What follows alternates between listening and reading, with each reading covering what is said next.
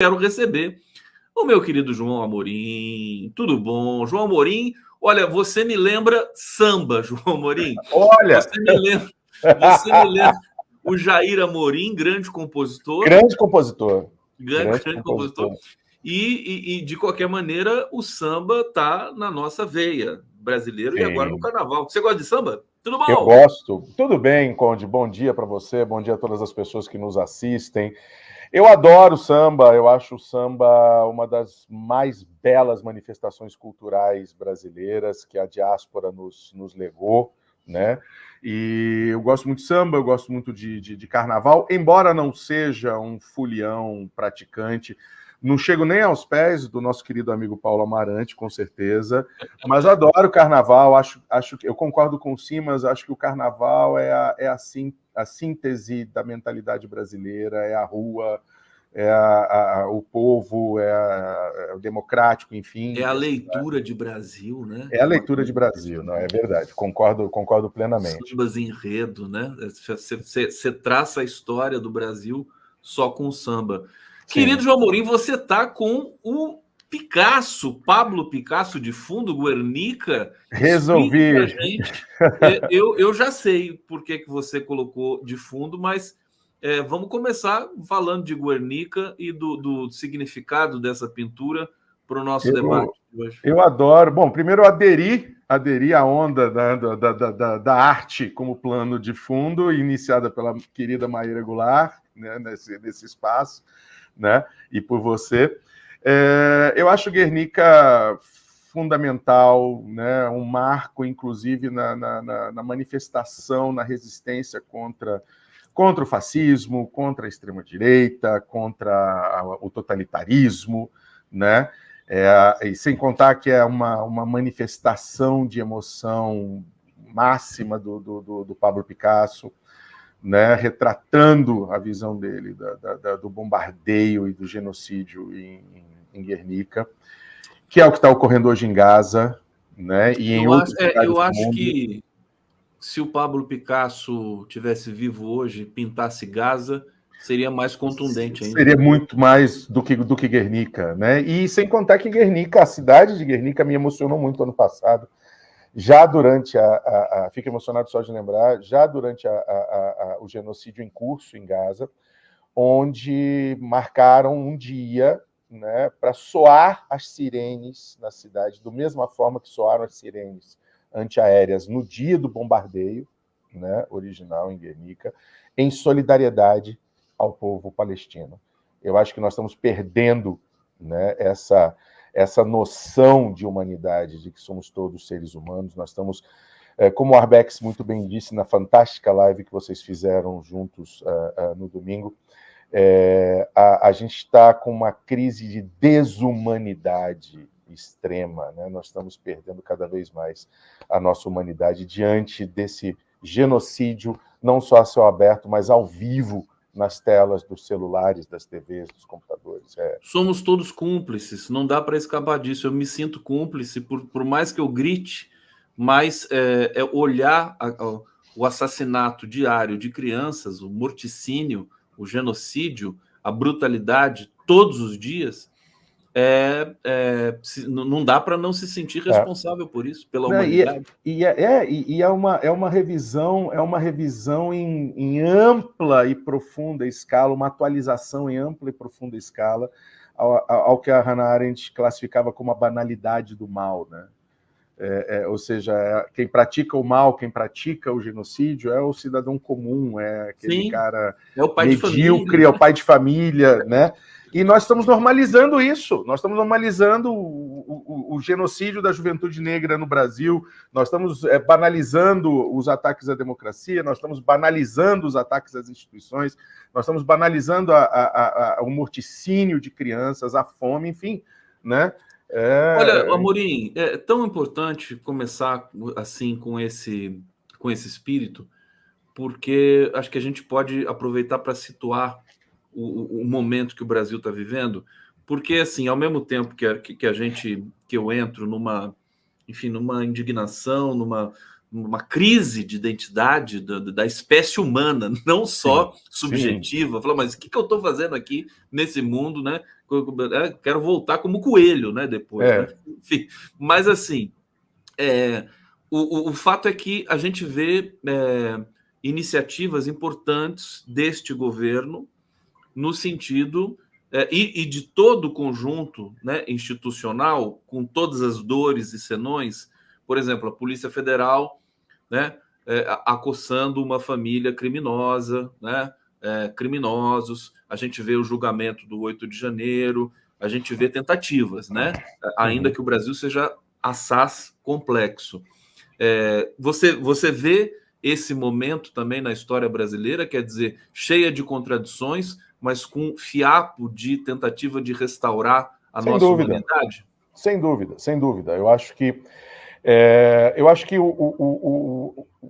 as iniciativas, algumas iniciativas do governo no sentido da reconstrução de instituições, no fortalecimento da democracia, da volta, né, da democracia, são fundamentais, e eu vejo sim essa tentativa de recuperação. Agora, me preocupa um pouco o distanciamento que existe, o que vem se materializando em alguns setores do governo, o distanciamento dos atos individuais de alguns setores isolados do governo com as palavras, e eu tenho certeza a vontade, a intenção do presidente Lula de tornar este seu terceiro mandato como a marca indelével, né, do seu compromisso com a democracia e com os direitos humanos, que é uma tônica da sua trajetória, mas o que eu sinto é que dessa vez ele tá mais enfurecido, né, com mais sangue nos olhos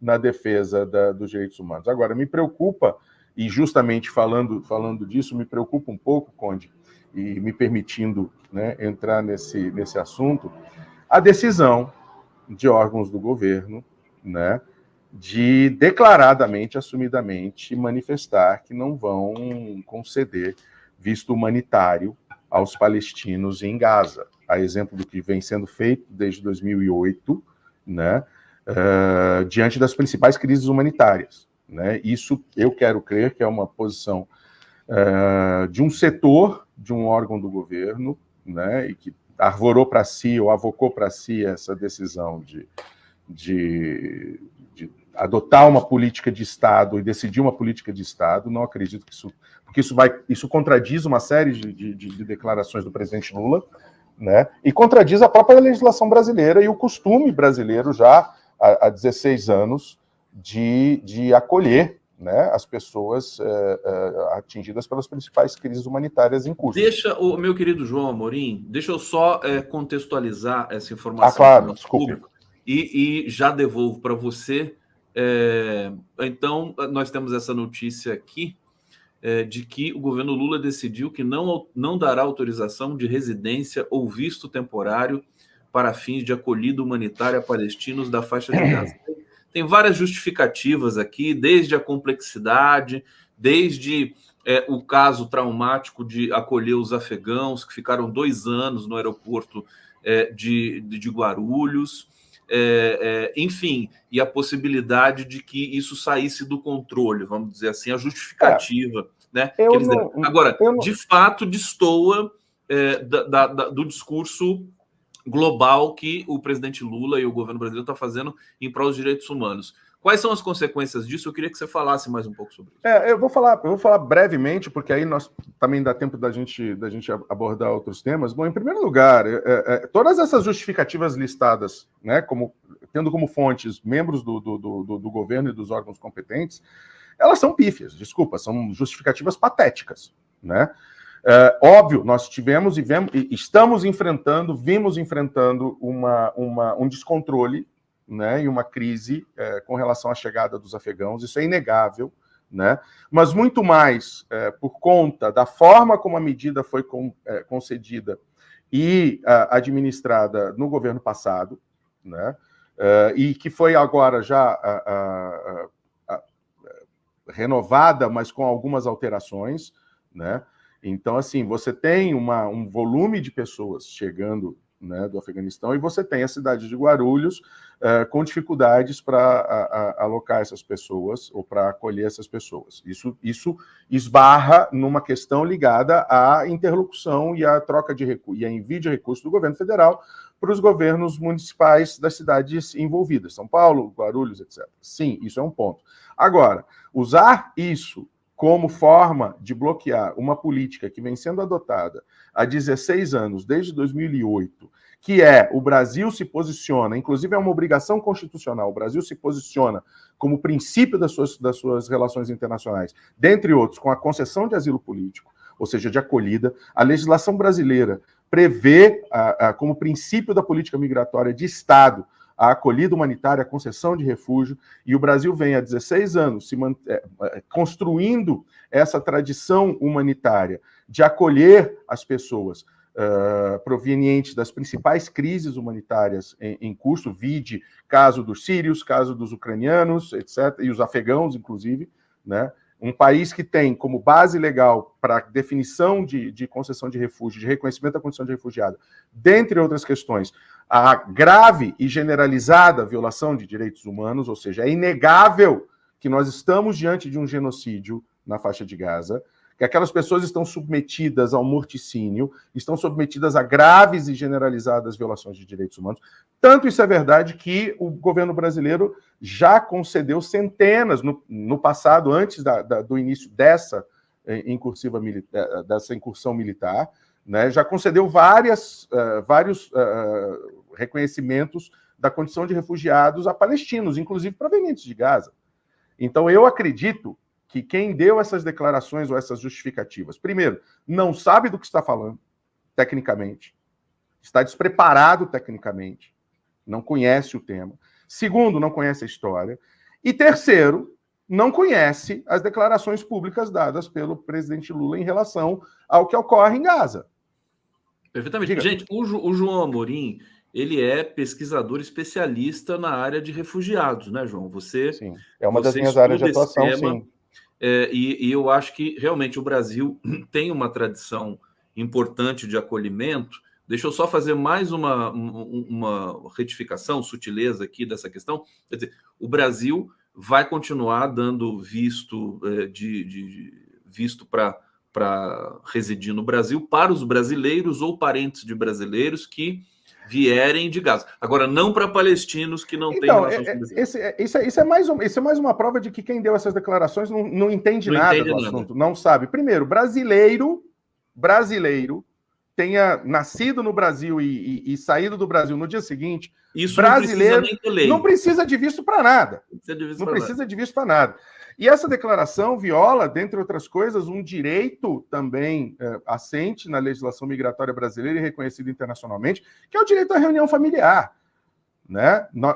A pressão maior que vem sendo exercida pelos palestinos que saíram de Gaza nos voos de resgate da FAB, né? Palestinos mesmo que já tinham condição de refugiado reconhecida no Brasil, tá? Ou já tinham se naturalizado, ou tinham filhos brasileiros e, portanto, a cidadania brasileira, né? Que é o direito de reunião familiar.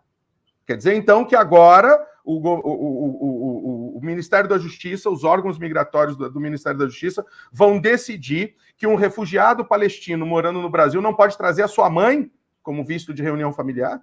Quem no governo você acha que pode mexer um pouco com essa questão? O Silvio Almeida, dos Direitos Humanos? Eu acho que... E aí, o meu querido amigo, e há muitos anos, meu querido amigo Silvio Almeida, eu acho que essas declarações feitas porque as reportagens que eu li, pelo menos eu não tenho conhecimento da identificação de quem deu essas declarações, essas justificativas. Foi em off. Então, tudo bem. Aqui da tudo bem. Berg. Mas, e aí, eu também li a coluna da Mônica Berg e alguns outros veículos. Só que é o seguinte, deu a declaração em off, mas isso vai repercutir no governo inteiro. Sim. Isso vai repercutir na imagem internacional do Brasil, então, alto lá. Então, eu acho que, primeiro, o Ministério da Justiça, em primeiro lugar, deve se explicar oficialmente, não em off, mas oficialmente, né? Cada uma dessas justificativas. Ah, mas é difícil de administrar. Não, primeiro, Mas as pessoas vão vir aos milhões. Não, primeiro porque é caro chegar ao Brasil. Nós não estamos falando de uma crise humanitária na fronteira brasileira como vem sendo a crise humanitária dos venezuelanos, tá? Nós estamos falando de uma região distante e que não é barato para chegar ao Brasil, tá? E isso não estou diminuindo a importância do acolhimento, tá? Só estou dizendo que essa imagem de que 2 milhões de pessoas vão chegar às nossas portas, isso não é verdade. Quem fala isso não sabe da coisa. Diga. Não, João, eu quero só acelerar para a gente não claro, perder vamos lá, a oportunidade de falar de outros temas. Eu acho que você deixou claro aqui, quer dizer, e agora resta ao Lewandowski, ao ministro da Justiça, né, já o primeiro desafio dele, dar uma coletiva e explicar isso que está acontecendo. Sim. Né? E ao Ministério dos Direitos Humanos também, ao Silvio também. Humanos, não explicação, mas uma manifestação. Isso viola frontalmente a política de direitos humanos brasileira. Porque a gente tem visto nesse governo, às vezes, algumas informações desencontradas que depois eles têm de voltar atrás. Né? Sim. Já aconteceu várias vezes. Várias vezes. Lançando alguma medida econômica e tudo mais, o assessor não sabia direito, falou, depois teve que voltar atrás. Pode ser o caso dessa questão também. Olha, deixa eu trazer comentários aqui. O Orlando Filho está dizendo, o público está aqui comentando, por favor, dê um like aqui na nossa transmissão, inscreva-se no nosso canal. Orlando Filho falando assim, alto lá, eu não sou cúmplice de nenhum genocídio, cúmplice é a extrema-direita mundial. Que negócio é esse? Orlando, tudo bem, eu entendo, mas digamos que você é da espécie humana, tá? Eu sou da espécie humana, o João Amorim é da espécie humana. Se chega um tribunal intergaláctico aqui e fala assim, olha o que vocês estão fazendo, olha o que a sua espécie está fazendo. A sua espécie. Nós somos seres humanos, cara. E com todo respeito, né? Argumentos do tipo, a culpa não é minha, eu votei no Aécio, não colam. Somos todos seres humanos. Né? Mas, enfim, vamos fazer esse debate. Vitória Crespo está dizendo, sensação de desamparo total na Palestina. Mariana, eu acho que quem não se sente, assim, talvez a palavra não seja cúmplice, mas quem não se sente atingido por isso, na sua estrutura... Precisa fazer uma reflexão, precisa fazer alguma coisa. Precisa. Mas, sabe?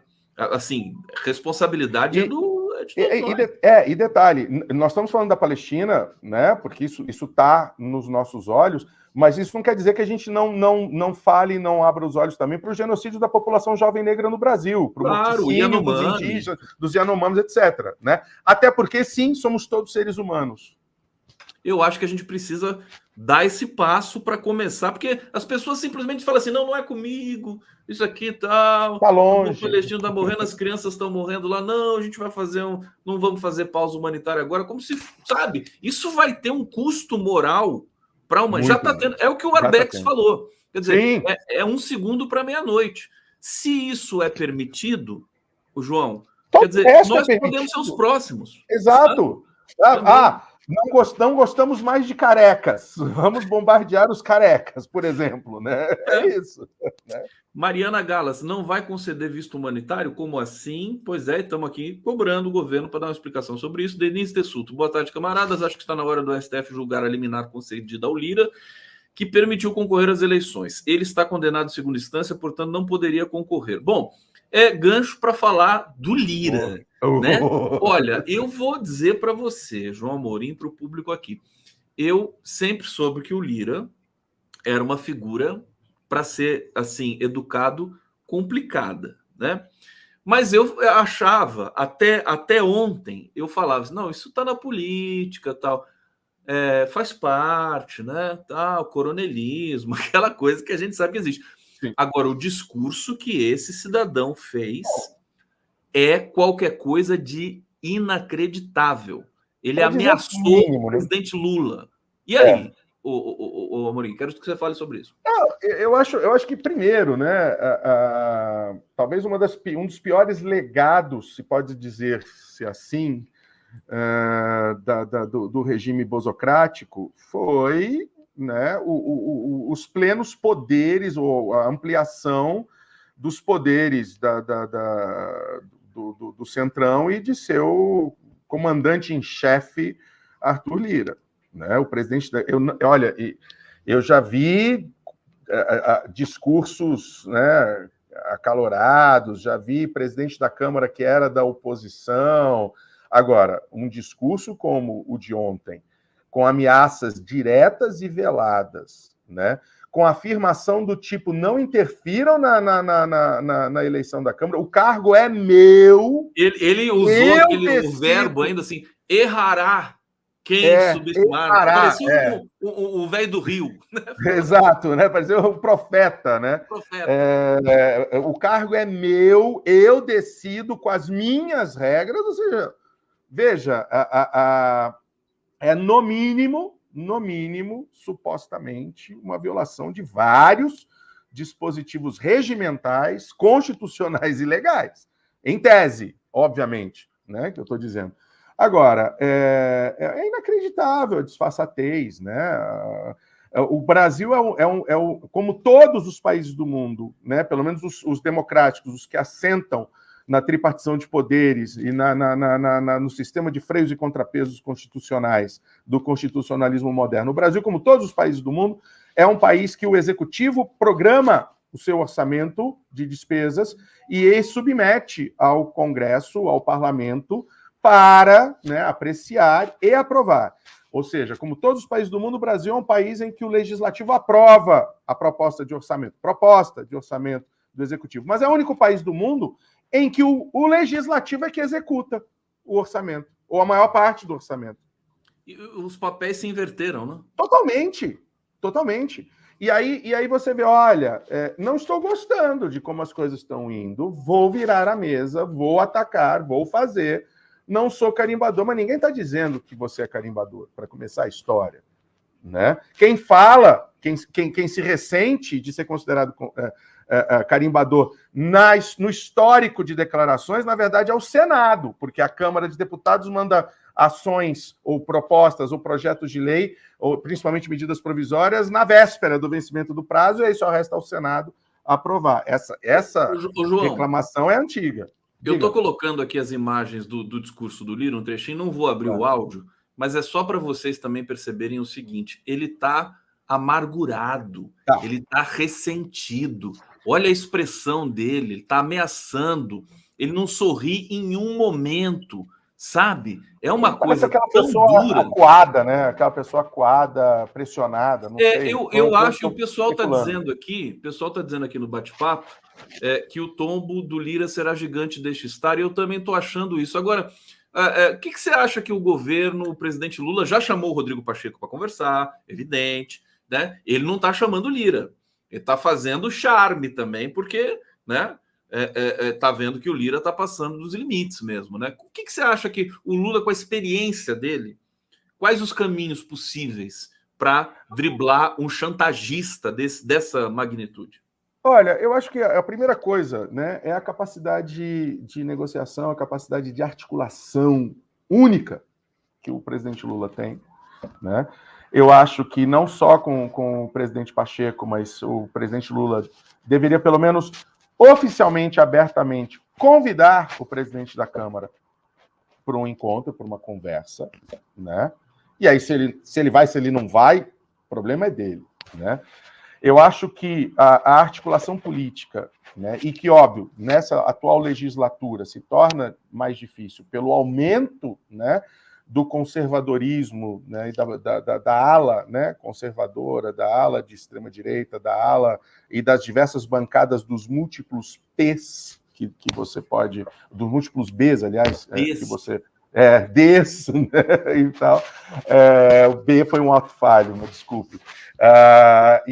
Eu acho que é muito difícil reverter isso agora, hoje, normativamente, mas eu acho que mostrar para a sociedade, né, a potencialidade de dano que essas medidas das emendas parlamentares impositivas, o que antigamente se chamava de orçamento secreto, né, o que recentemente se chamava de orçamento secreto, até o Supremo dizer que é inconstitucional, já vem sendo feita. Por exemplo, o veto, né, que pode ser que venha a ser derrubado, o veto à lei orçamentária, de 5,7 bilhões de reais, né, que foi do montante total dos 53 bilhões destinados a emendas parlamentares, ou seja, o Brasil é o único país do mundo em que o legislativo comanda quase 30% do orçamento disponível. Os Estados Unidos da América dispõe, o Congresso controla apenas 5% do orçamento, né, em emendas destinadas. No Brasil? 28,7%, se eu não me engano, quase 30%. Dos 22 bilhões do orçamento disponíveis para o governo fazer investimentos e gastar, ou seja, nós temos no orçamento inteiro só 222 bilhões que são para gasto corrente, que não são de gasto obrigatório, que não são de despesas compulsórias. Tá? Desses 222 bilhões, 53 são destinados a emendas parlamentares, sejam emendas de bancada, sejam emendas individuais dos parlamentares. Tá? E o veto presidencial, o veto do presidente Lula, pegou 5,7 bilhões desse butim todo. Tá? Com a expectativa de que nas negociações que devem estar sendo feitas ou deveriam estar sendo feitas até a votação da derrubada ou não dos vetos, os parlamentares pudessem destinar esse montante vetado para obras do PAC, ou seja, beneficiando seus respectivos estados e municípios de toda forma, só que dentro da política de aceleração do crescimento e geração de emprego. Tá? Então, eu acho que essa estratégia, essa ação, tá, ela visa, primeiro, né, a aumentar o diálogo e a conscientização do parlamento de que, olha, né, a coisa não é bem essa assim. Essa ação que você diz, o veto do presidente. O veto com essa ligação de destinação dos recursos para obras do PAC, que vão repercutir no nível estadual e municipal também, que é o interesse, pelo menos gritado ontem pelo Arthur Lira, né? Afinal de contas, são os parlamentares que gastam sola de sapato andando nas cidadezinhas, não é? Nossa, otimizou de uma maneira constrangedora. Eu tô bege. Bege, dois. Com esse discurso do Arthur Lira. Meu querido João Amorim, agradecer demais você. Chegamos ao fim do nosso papo aqui, tão bom, né? Eu vou dar sequência, a gente vai continuar falando do Lira. Um segundinho só. Eu queria deixar registrado meu apoio, minha solidariedade eternas e minha admiração ao padre Júlio Lancelotti. Hoje, a Câmara de São Paulo coloca em votação se abre ou não a famigerada CPI que é destinada, que tem como alvo o padre Júlio Lancelotti. Então, eu deixo registrado aqui meu amor, minha admiração e minha solidariedade, meu apoio ao padre Júlio Lancelotti. Todo apoio ao padre Júlio, que sempre é perseguido por esses extremistas, né? Mas ele vai, mais uma vez, como sempre, vai vencer essa parada. João Amorim, obrigado. Excelente semana. Obrigado para nós.